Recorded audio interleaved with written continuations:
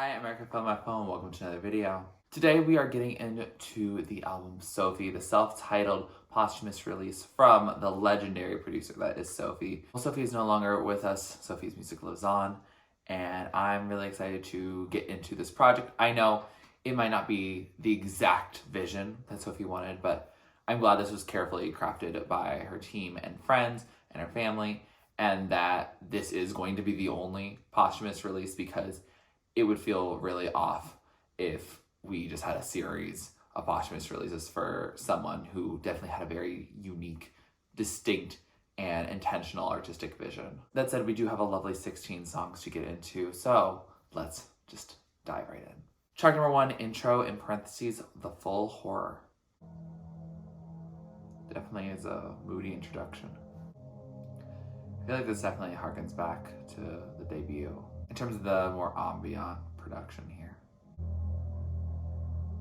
Oh, I think I heard some animal sounds in the distance. I already know in headphones this will sound a lot more distinct.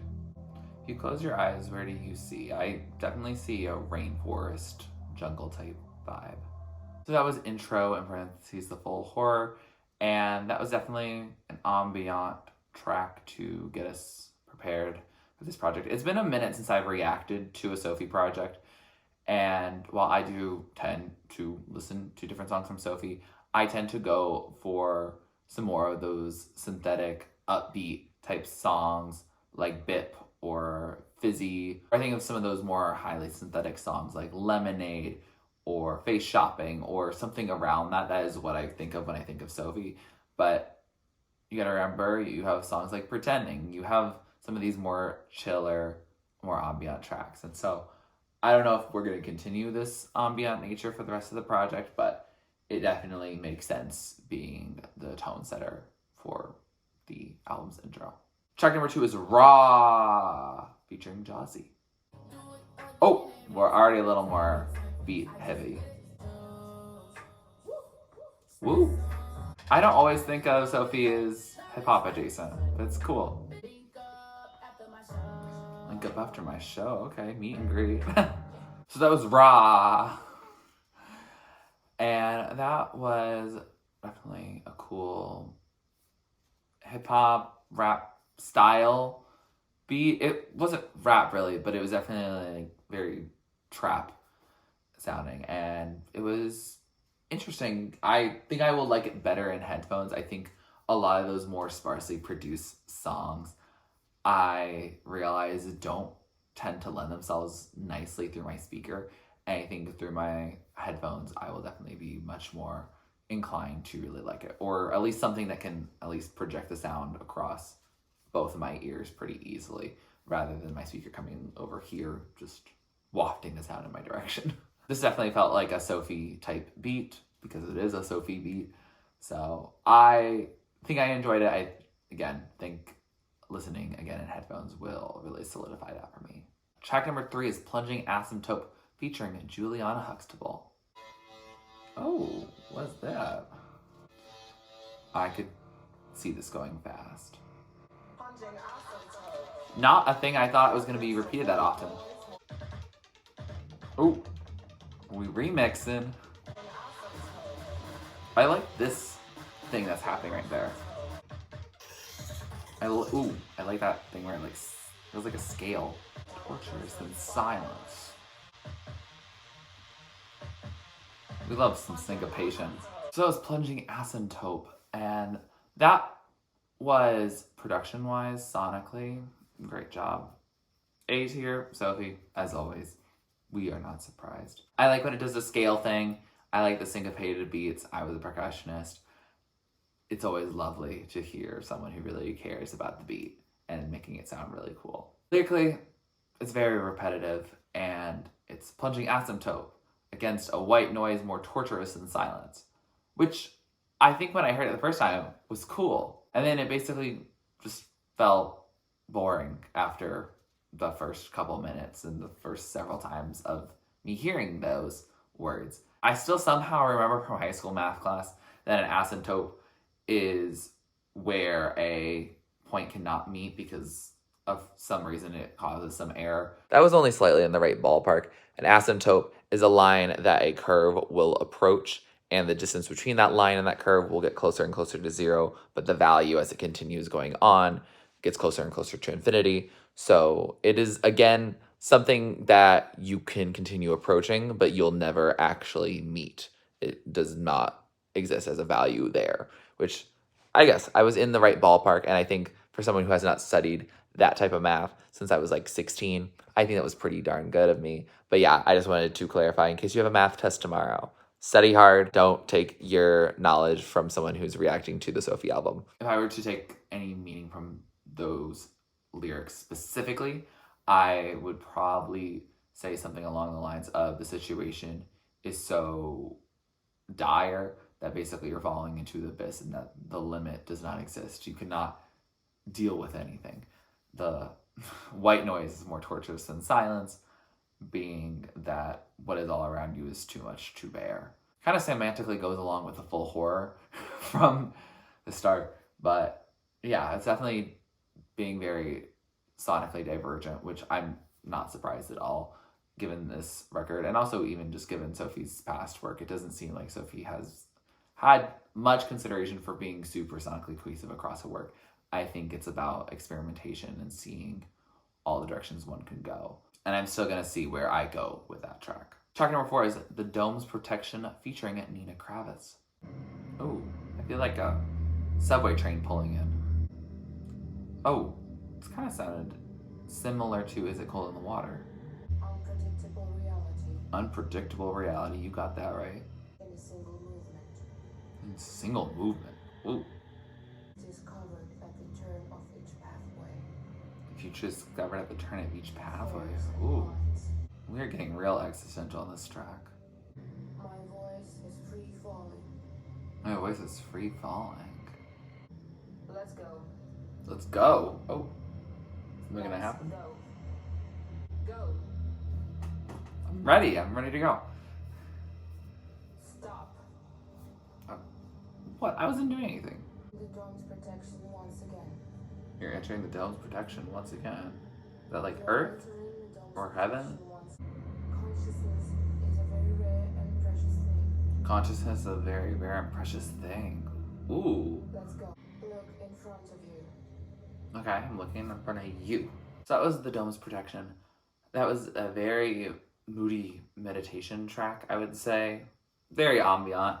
Definitely could see kind of a sort of meditation with it. I think the dome's protection might be a reference to this dome right here, but I'm not quite sure whether it is something more internal or external, whether it's about grand society as a whole or about the human consciousness. I think both, maybe. It is already midnight here, so I don't have the bandwidth to specifically think about every line from that, but it was definitely a very reflective track that took its time. It was 7.5 minutes, and Sophie made the journey lovely. And I think I have to think about how existential I want to get on this song. Track number 5 is Reason Why featuring Kim Petras and BC Kingdom. This song, I believe, came out as a single. I'm not sure if I did hear it. If I did, I don't remember at this point. Okay. It seems like we could dance to this.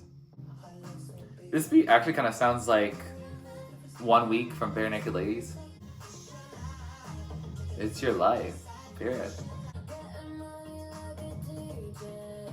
Getting money like a DJ? Do y'all make money?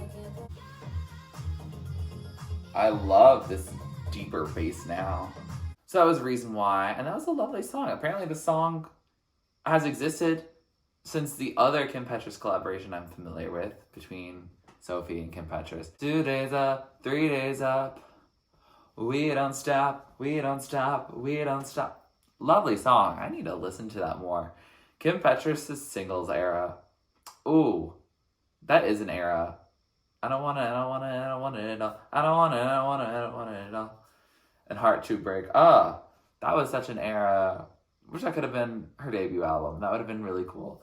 But Reason Why is very beautiful. It seems like people have interpreted this to be about love between a cisgender and a transgender person, which is lovely.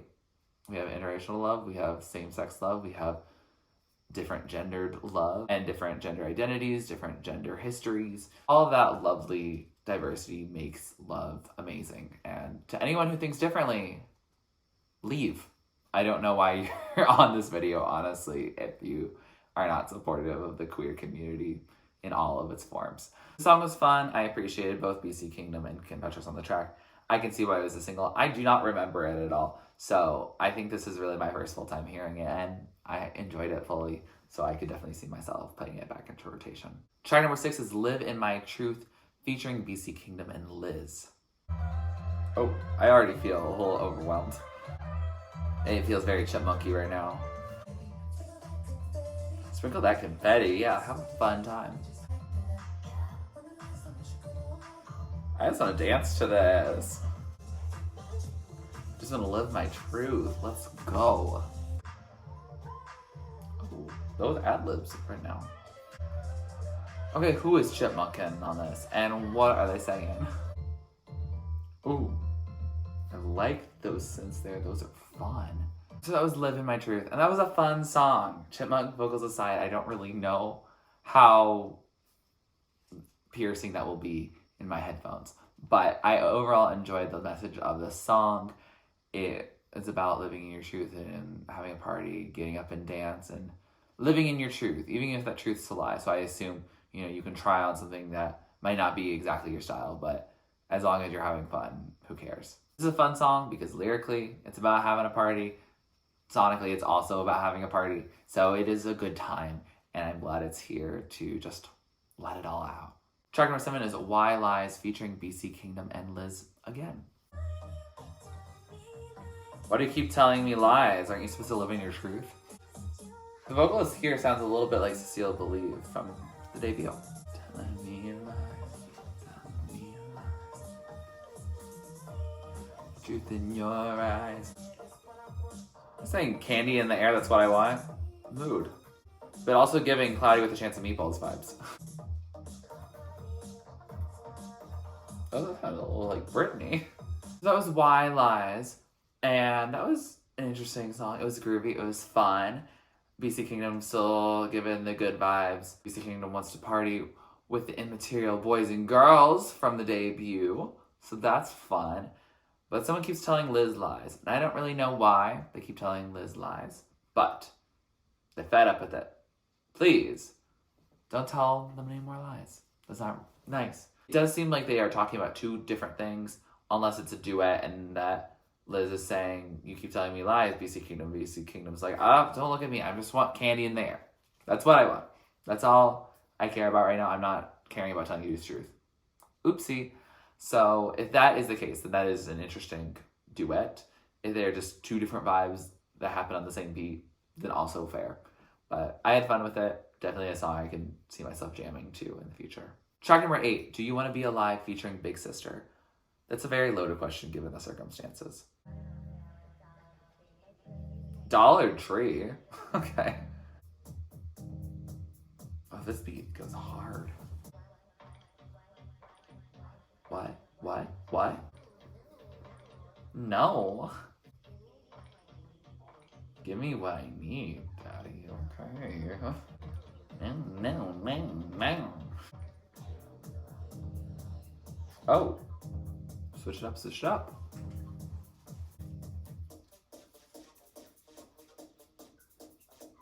Where are we going with this? Okay then. Oh, we love a good drum hit. Oh my god. Flawless transition. So that was Do You Want to Be Alive? That was a fun song. I enjoyed that sonically tremendously. Lyrically, I looked those up because I wasn't fully hearing it. I think this is a very explicit, direct song. I think those O's and those no's are sounds that one makes when they are into it. Let's just stop there. It is a very fun song, and I could see myself listening to it. But those lyrics, we're not going to talk about them. Except for that I got it on sale at Dollar Tree. That's pretty fun. Track number 9 is Elegance, featuring Popstar. Starting with these drum hits that made the lovely transition possible. That's a double roll. Elegance.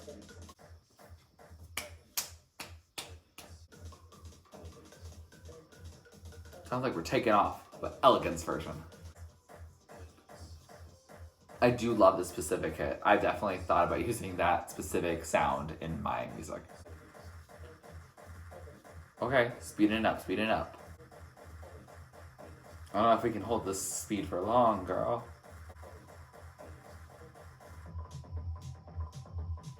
Ooh, with a new bass line? Alright. Well, we fully switched up here. Why do I feel like there could be an Apple remix with this song? I guess the apple's rotten down to the core. Oh, speed it up just to get into the next song? Wow. So that was Elegance.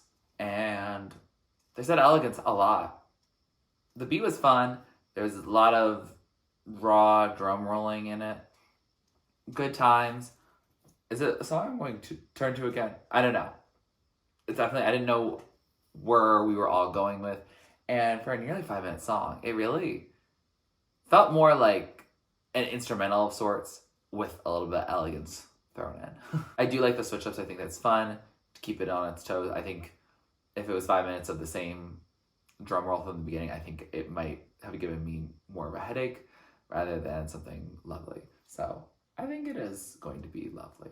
Track number 10, Berlin Nightmare featuring Evita Manji. I have heard this song at least once because I came back from a year abroad in Germany, and I think I saw this song pretty soon after I came back. And I was like, oh, yep, I had some nightmares in Germany too. So I wanted a song I could maybe commiserate with, but I don't think it does that much at all. I'm pretty sure it's fairly instrumental as well. But let's listen to it again and find out. I do like this beat. It already is promising.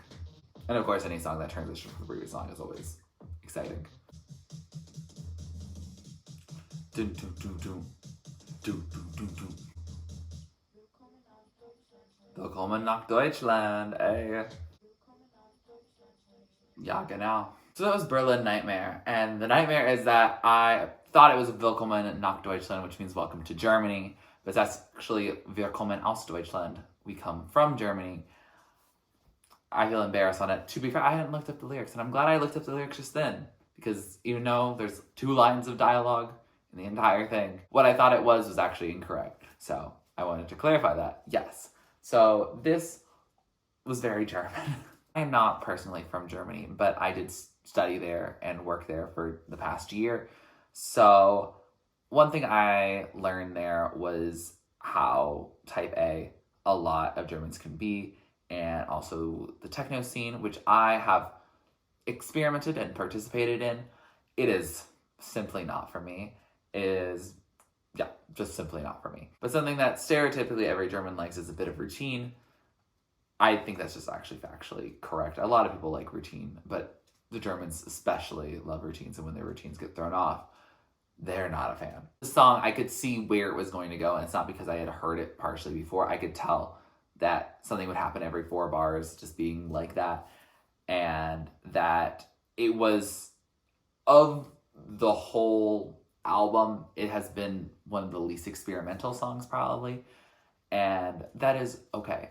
It is still definitely a good danceable track, definitely a song I could see playing. I wouldn't skip it. I find it funny how German it feels. Like, it feels like a song that was made in Germany because it's so orderly. It's not as chaotic as most of the rest of this album is, and so I see it making sense with the title. I wonder why it's called Berlin Nightmare of all things, rather than Willkommen aus Deutschland, or I don't know, Deutschland Dance or something like that.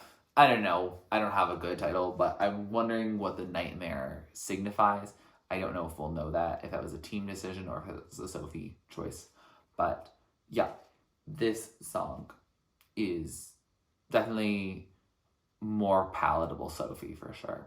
Palatable for a wider audience. Every Sophie piece could be palatable for someone, but I think this is one I understand why it was released as another single from the project, because I think it's for people who say they like Sophie, but might not like listening to the whole project. Number 11, Gallop, also featuring Evita, Manji. I like these beats. Very synthy, very buzzy. Ooh. That's fun.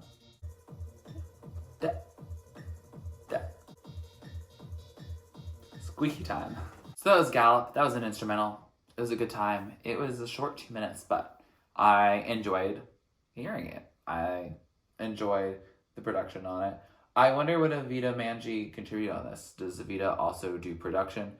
I know it was Evita's vocals on the previous song, but I didn't know if it was just the vocals that they contributed, so I'm not quite sure. But it was fun. I enjoyed it. I think it got fast. I could sense it being a bit of a gallop, so I think this title is appropriate. And it nicely leads us into track number 12, One More Time, featuring a pop star.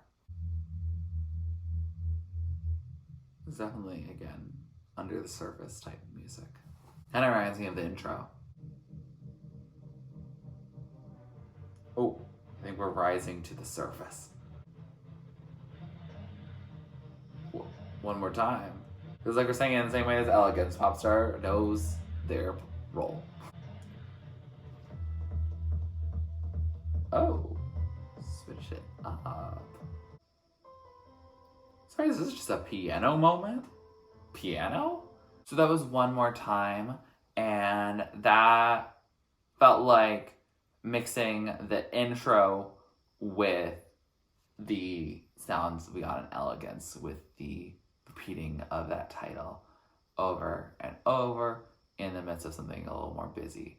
But we had some of the more calm parts and the undersurface vibes that I feel like I talked about also in her debut. I think it's a common thing that Sophie's has done since the debut project and going into projects since then, of having these below surface productions. I remember on the non-stop version of Sophie's debut, there was Infatuation, and it started with the Sunlight Zone, and then it kept getting deeper and deeper all into the trenches. And I remember that production being very impactful. Like, I still remember it after 3 years of me hearing that, and I don't really go back to that album all too often, but I sense the connections to it here. I don't know if Popstar also produces, but getting 2 singing credits for repeating the title of the song over and over again is a very unique way to get a singing credit. But I do like the switch ups. I think, again, it keeps us on our toes. And yeah, I could see myself liking this. I think as I go on, I realize I need to just hear this all in one setting without stopping fully in headphones before I can do a full judgment of the album. I think it's also with the fact of it being a posthumous album, I feel like it's a hard thing to review and critique in that way. Track number 13, Exhilarate, featuring Bibi, Bourelly, aka Money, Money, Money, Money, my God. I still remember you, Bibi. Oh, what you singing, Bibi? Spent all my moments caught in the middle.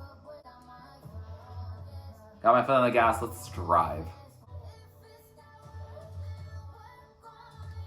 If it's got worth, then work on it. Ooh, poetry. I won't stop for no one.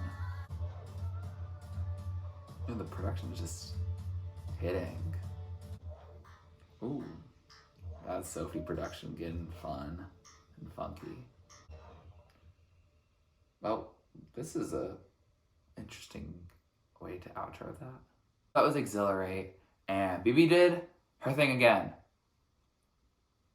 I need to just check out Bibi's music. 2 for 2, honestly, absolutely. This is lovely. The song is about living life in the fast lane, and that you do need to take your time sometimes because it can be a lot and that you're going too fast by yourself. So, take your time. If it's worth something, then work on it. Take the time. Don't just throw it away and say, I'm moving on very quickly without thinking about whether that person or that thing or that part of your life should still be there. It's a lovely song, both production-wise and lyrically. I like Bibi's performance of it. I like Sophie's production on it. I think it's really a home run. I don't really have more words to say other than that. I felt emotional after listening to that. And I was like, dang, am I going to start crying? It's possible, especially considering the titles of the next songs of Always and Forever, My Forever, and Love Me Off Earth. I'm concerned. I'm just concerned we're going to have a very farewell moment. And I don't know if I'm mentally prepared for that. But I hope I am ready because track number 14, Always and Forever, featuring Hannah Diamond. Oh, feels twinkly, almost like a lullaby. Everything's moving away. Oh, that's quintessential Sophie production right there. We'll be shining together, always and forever.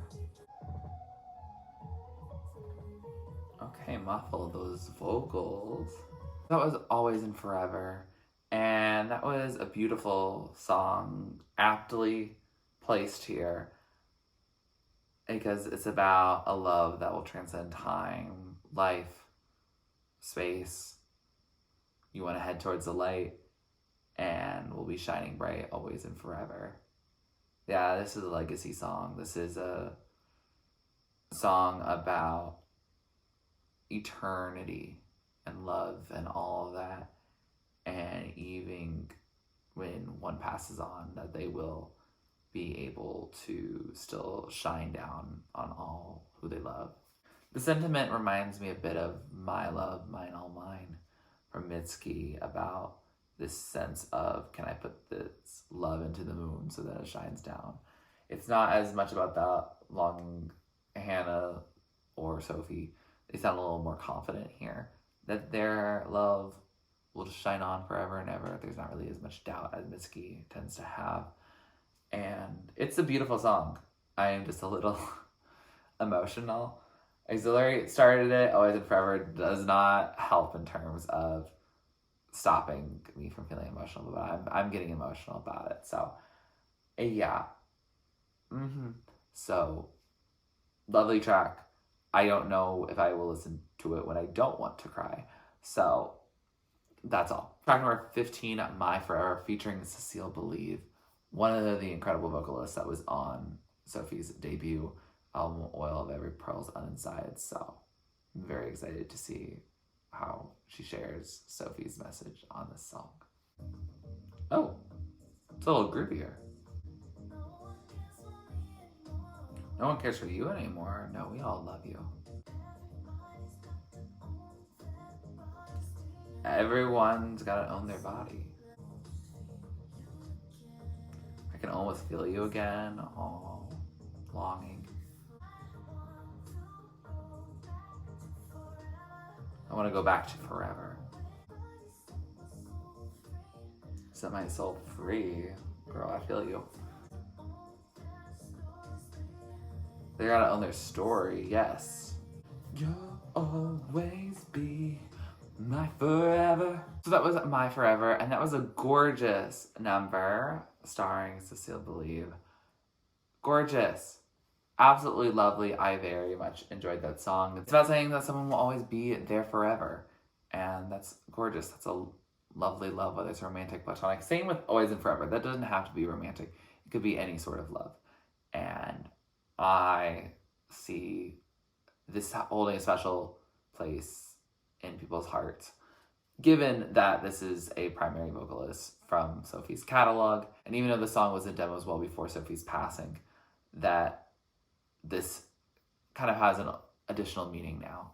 It kind of allows it to have an extra sense of love and sentimentality and longing for a time that we cannot go back to. It is a gorgeous song. I definitely see myself listening to it.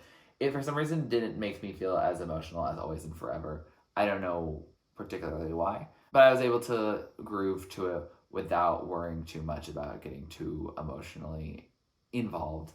So I think I could potentially listen to it more than some of these other songs that made me a little emotional. Track number 16, final track on this album, Love Me Off Earth, featuring Dawes. Okay, beat time.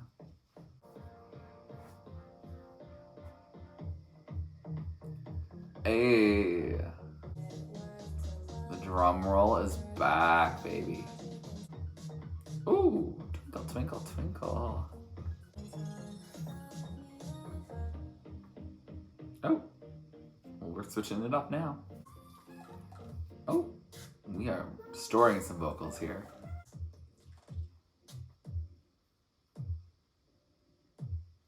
Oh, we slowed it down. So it was Love Me Off Earth, and I'm not quite sure, actually, the meaning of the song. It's what is it worth to love me on Earth, defying logic and time, love me off Earth. I guess saying, can you love me when you're no longer on Earth? Or maybe it's loving them when they are off Earth. I'm not fully sure who is loving who and at what time period, or whether they are on Earth or not, but I think it fits as a final song here, given our ability to love Sophie while Sophie's not on Earth, as well as Sophie's ability to love us while they, again, are not on Earth anymore. Sonically, definitely kept into Sophie's production style, and I've also checked out a little bit of Doss's work as well, and it seems like it also fit up Doss's alley as well, so nice. With that said, we have finished this album, and I have to say, I'm not fully emotionally stable now.